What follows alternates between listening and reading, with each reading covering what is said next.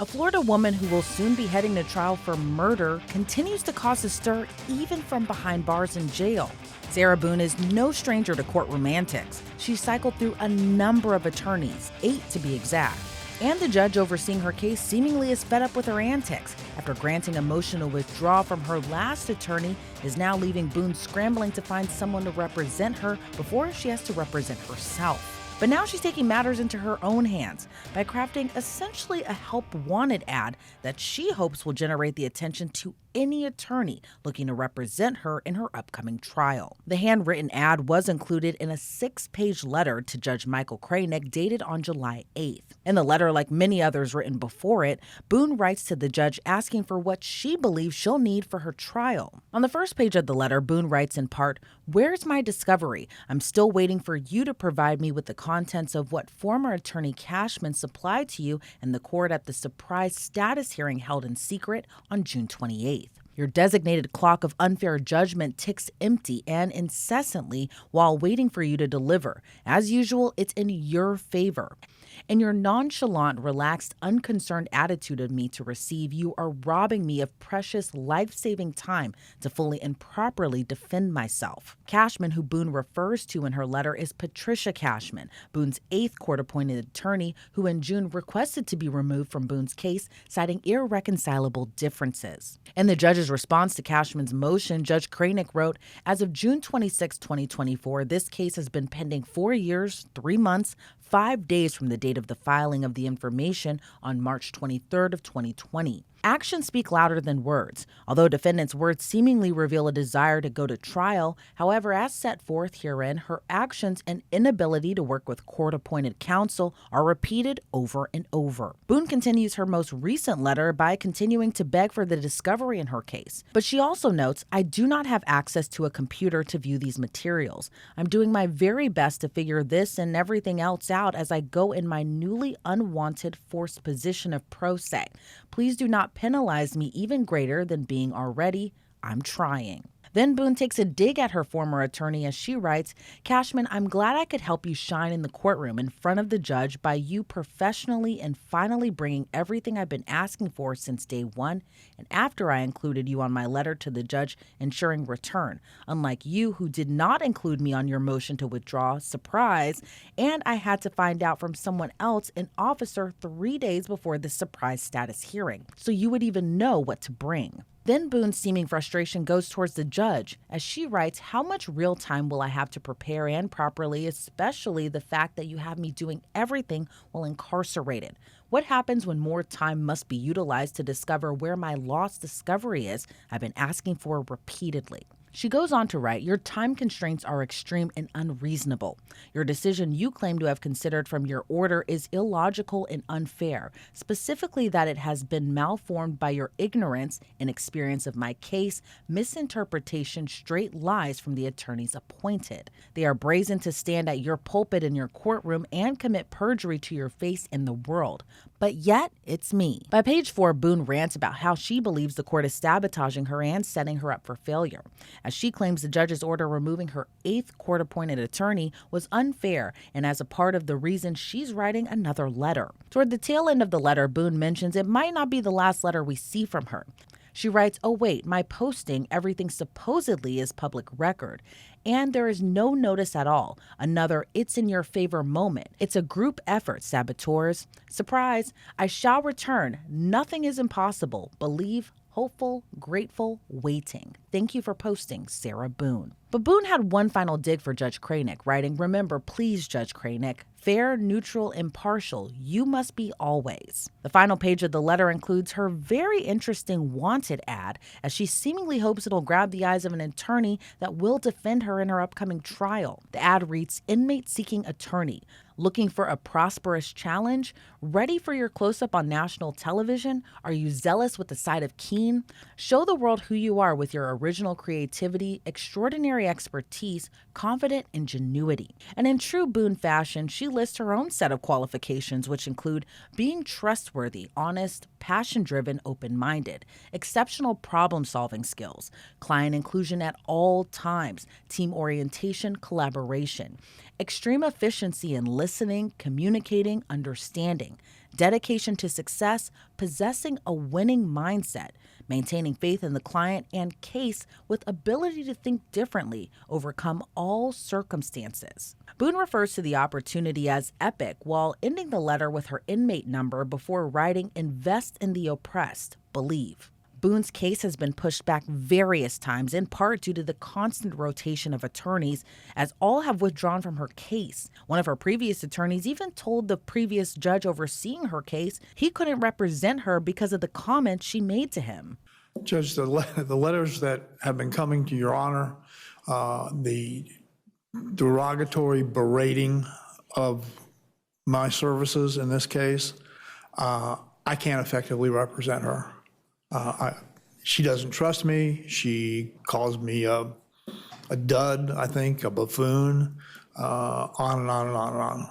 And no one should have to endure that type of derogatory comments and expect to effectively represent someone, especially in a murder case. And the previous judge who oversaw her case had some harsh yet poignant words toward Boone that the attorneys might not be the problem. But one thing I want to caution you about, if this becomes a problem on another court-appointed attorney, I'm going to look more closely at what the alleged disputes are. You have a right to a court-appointed lawyer. There are certain decisions a defendant gets to make in the defense of their case that are absolutely theirs, such as whether they go to trial or not, such as whether they testify or not. But there are many decisions in a case that a lawyer gets to make. And while you certainly have a right to consult with your lawyer and discuss with your lawyer, they don't automatically just do whatever you say. They use their professional judgment and experience and look at the evidence, look at the law, and do the best they can. Boone has been behind bars since February of 2020 in connection to the death of her boyfriend, Jorge Torres. Torres was found dead inside a suitcase at the couple's apartment. His final moments were even captured on a video taken by Boone herself, as Torres can be heard asking to be freed from the suitcase while Boone can be heard laughing. For everything you've done to me. Sarah. For everything you've done to me. Sarah. F*** you. Sarah. F*** you. Sarah. Stupid. Sarah. That's my name. Don't wear it up. Sarah. I can't breathe, babe. Seriously. Yeah, that's when you do when you choke me. Sarah. Then another video shows the suitcase in a different position, which investigators say suggests it has been moved. In this video, Torres can be heard pleading to be let out of the suitcase.